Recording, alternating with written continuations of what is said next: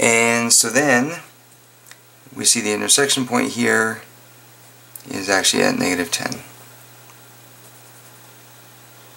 Okay, so there's the graphical solution. Well, part of it anyways, where we're graphing the lines. Now, we're trying to see where is, or for what x values, is this expression, which expands out to be 4x minus 2, where is that less than 5x plus 8? Well, 5x plus 8 is this steeper line here, and 4x minus 2 is this other line here. So we want to know where, for which values of x, is this expression less than or underneath the line 5x plus 8.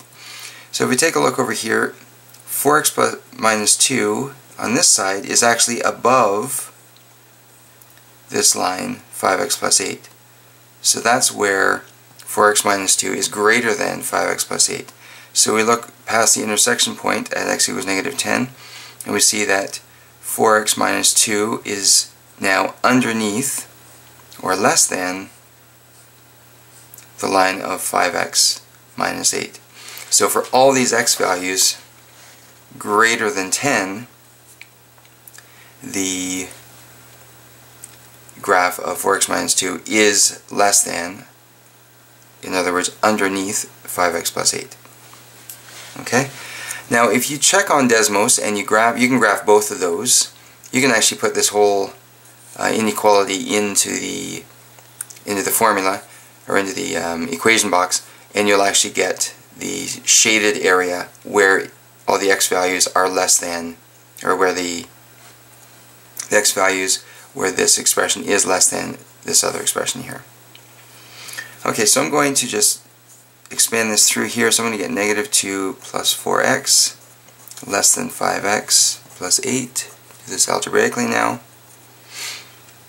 And then I will subtract 5x from both sides and add 2 to both sides. And then we get negative x less than 10. And then anytime you divide by a negative, we're going to change this sign. It switches around, so then we multiply both sides by negative 1, we get x is greater than negative 10. So x is an element of all real numbers such that x is greater than negative 10.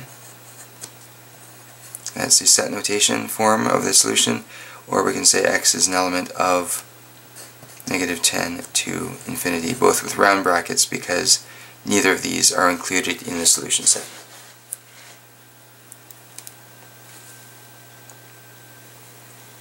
Okay, so if you haven't gone on Desmos yet to graph those, why don't you graph this and graph this one and see how they compare to the solutions that you found algebraically. Check back in a second and we'll come back to the next two examples in a few seconds. Okay, so we'll move on to this next example. So we want to solve this inequality algebraically, and then we want to check the solution by using a test point. Okay, so all we're going to do basically it's the same process as solving for a variable in an equation, but we're just using inequalities. Okay, so I'll just go through this slowly with you, and then I'll ask you to do the second example on your own. So first of all, I'm just going to expand through those brackets to get 2x plus 6 less than 4 minus x, because I expanded in this negative, into this bracket, so that becomes negative x, this becomes positive 4, and then just turn them around to give this. And then I added x to both sides to get 3x. I subtracted 6 from both sides to get negative 2. And then I divide both sides by 3 to isolate the x. So we got x is less than negative 2/3. So for all x values less than negative 2/3, according to my algebraic solution, this expression 2 quantity x plus 3 is less than negative quantity x minus 4. So now that we have this algebraic solution, I could write it in interval notation just to show what this would look like if it were true. So because it's less than negative 2/3, x is an element of all x values less than negative 2/3, or between negative infinity and negative 2/3, and it has both round brackets on either end because neither negative infinity nor negative 2/3 are included in that in this range.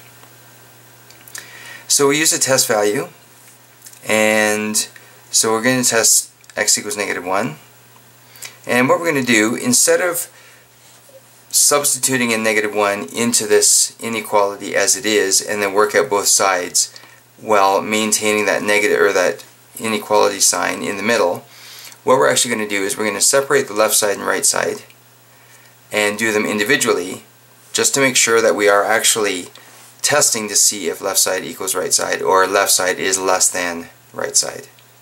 Okay, so the appropriate way to do this is to separate left side and right side. So left side equals 2 quantity x plus 3, the right side equals negative x minus 4. And then we're going to substitute in this test point of -1. And the reason why I'm using -1, sorry, just to get back to this for a second, is because -1 is less than negative 2/3. So it falls in this range. We could have used -2, -5, -10, -50, -76. It doesn't really matter. As long as it's less than negative 2/3, it's in that range of values. And you may as well make your life easier by using as simple numbers as possible to use as a test point. Okay, so that's why I'm using x equals -1. So I'll substitute that in to x here and x over here, and then I'll just work out the brackets, and we see that the left side equals 4, the right side equals 5. Therefore, the left side is less than the right side because 4 is less than 5. Therefore, x equals -1 does satisfy the inequality, and that means that the range of values, of x values, from negative infinity to negative 2/3 is the solution for this inequality here.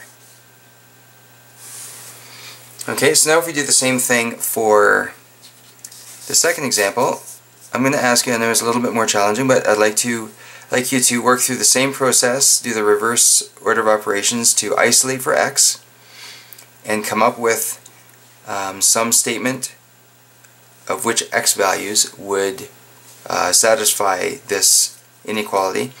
Once you finish that, choose a nice round, easy to use value of x that falls within that range, and test your solution.